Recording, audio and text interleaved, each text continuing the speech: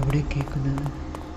ഇവിടെ നിന്ന് ബസ്സിനുള്ളിലെ കുഞ്ഞും ഇവിടെ പോയി കാണാനില്ലല്ലോ.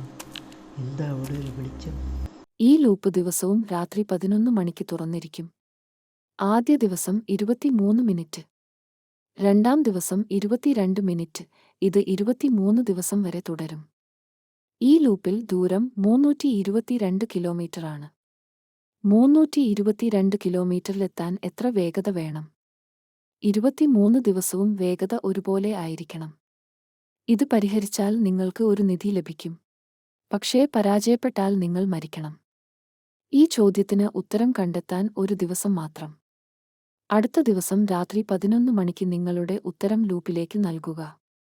തുടർന്ന് ലൂപ്പിൽ പ്രവേശിക്കുക. ശരി, അടുത്ത ദിവസം കാണാം.